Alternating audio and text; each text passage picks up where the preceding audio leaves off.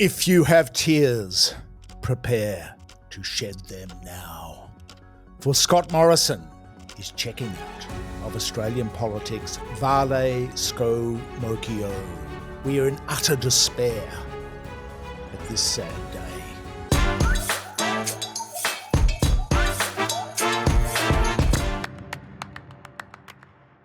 For Scomo, he's off to join a US weapons lobby group. He's off to flog a few missiles and go to lunch. That is Scomo's quid pro quo for bequeathing Australia AUKUS, that magnificent alliance which is called AUKUS. Yes, it's payback time. Scomo has joined the defence lobbying firm. Will they deny that they're lobbyists? But it is a bunch of former politicians and government types who, quote, advise on defence procurement. Procurement is a lobbyland phrase. It is jargon for smoozing politicians to buy weapons from their clients. Of course, it's all in good name, good purpose, because we're talking about freedom here and security and the global rules-based order, which is going so well at the moment. I'm not sure how it sits with thou shalt not kill, but what a loss this is for Australian politics. What a profound loss to the fabric of Australian society. There will be gnashing of teeth. He will, however, get his taxpayer-financed perks. If not the pension, he just missed out on that. Getting into politics a couple of years too late. He missed out on the defined benefits scheme, a magnificent gravy train. But he does get his free travel, his servants, his office. Who can forget those immortal words from the self-appointed Minister for Industry, Health, Finance, Treasury and Home Affairs? Australians, said Scomo, can forget about relying on the age pension when they retire. The age pension should no longer be seen as an entitlement, but as a welfare payment, except for Scomo himself, of course. So he's joined the Trumpsters. Yes, the Donald's people in what is dubbed Global Strategic Advisory. He will be working with Mike Pompeo, Trump's CIA director and former Secretary of State. Yes, Pompeo, that's the bloke investigated for sidestepping Congress to approve arms sales to the Middle East. Yes, the same bloke also investigated for the use of diplomatic security agents to run family errands like collecting the family dog from the grooming salon and picking up Chinese food for the fam.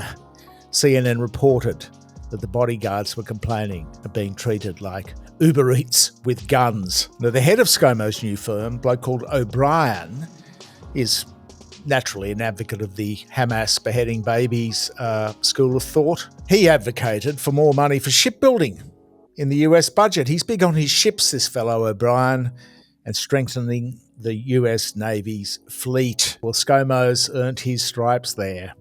We have already committed billions, almost $5 billion already, apart from the other hundreds of billions to come, in public money in Australian workers' taxes to finance the US shipyards and build submarines. Morrison was first elected to office in 2007 after a mysterious stint at the head of Tourism Australia, where that mysterious KPMG report disappeared and could never be found to this day. KPMG report which said everything was A-OK on advertising procurement. Now, Morrison holds Cook with a comfortable margin of 12.4%. That's his electorate, the Shire in South Sydney.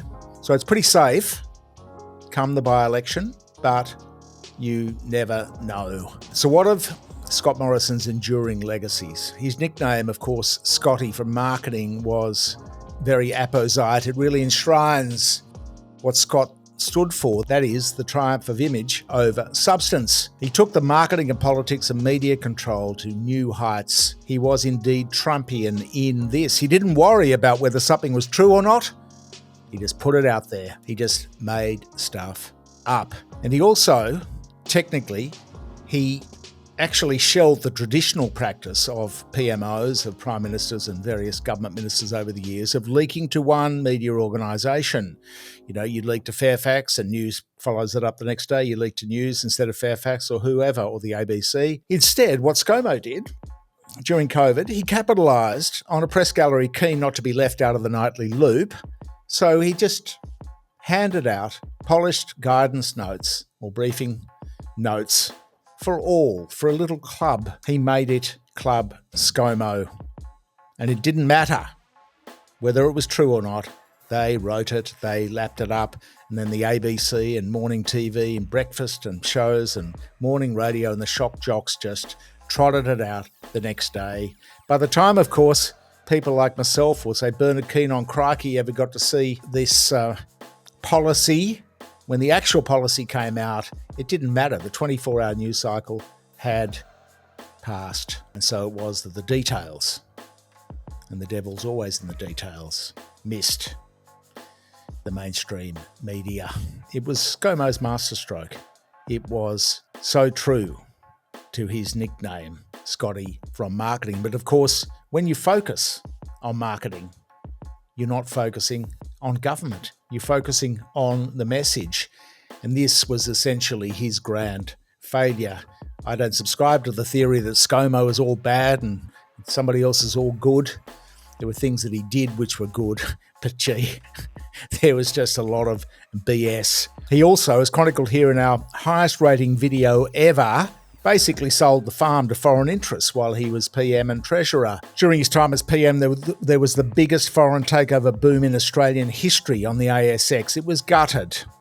They sold off more assets, including essential assets, than ever before. Billions to US vulture funds, billions to private equity players, the Chinese, you name it. Take it to the Caymans, yep, no worries. Bermuda, no problem. Just ship it out. Our favourite accomplishments of the Scomo regime, and there are so many, of course, to choose from. It's an embarrassment of riches. Our favourites were the coal to Ukraine. That was magnificent. What a stunt. The Tassie logging handouts, they were pretty majestic too. Scomo came out one morning before the 22 election. He said, we're going to give $220 million to Tasmanian logging companies. Well, industry, he said, which would bring about 73,000 jobs. It was reported faithfully the next day everywhere, 73,000 jobs. Did anybody think not to rewrite the press release to ask, are there 73,000 jobs in the whole of Tasmania? Not just in 2 logging companies? Are there that many jobs in Tasmania? 73,000? No, they just made it up. Good old Scomo. It was pick a number, any number, just not a round number, because that could be construed as being suspicious. Media lapped it up, with the exception of, loath to crow, one media outlet. Oh, we loved this one too, that having sold the Port of Darwin to the Chinese on a 100-year lease for just $510 million, the Port of Darwin, our northernmost port, strategically very valuable, to the Chinese, 100-year lease, they thought it was a good idea then, and this is Barnaby's idea, to build another port in Darwin for $1.5 billion.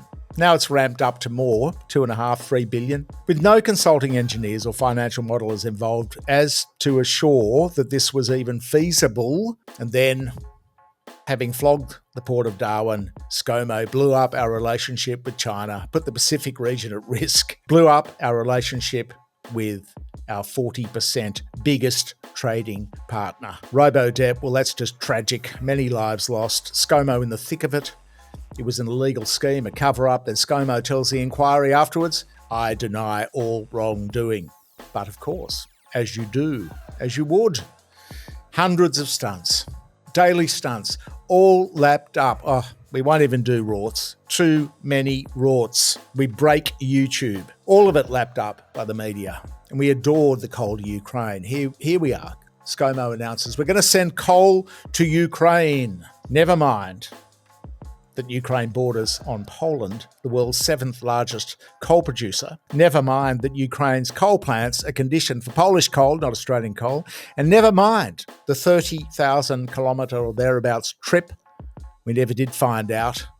We doubt it ever happened, coal to Ukraine. We've asked the Albo government, and they're tight-lipped, secretive. But it was Captain Scomo's crew. Were they to have sailed across the Indian Ocean, up through the Suez, past the Red Sea, past the Houthis, and into the Black Sea, past Turkey, straight past the Russian fleet to get to the port of Odessa? No matter, they lapped it up. We did love those stunts. Rolling out the red carpet that time for his arrival on an RAAF jet somewhere, Newcastle I think it was. It was for a photo op, a red carpet. Who rolls out the red carpet? Maybe the Queen, maybe the Sultan of Brunei, and of course, our Scomo, the Sultan of Spin. So it is that Scott departs for greener, taxpayer-subsidised departures from Tourism Australia to politics to non-tax-paying lobby groups flogging weapons. Having run the highest taxing, highest spending government in history, having sold the farm, having picked a fight with China, given us AUKUS, tax cuts for the wealthy, which are now coming back to haunt the present government and leaving us with $1 billion debt. Vale, Scomokio, you have provided endless hours of entertainment.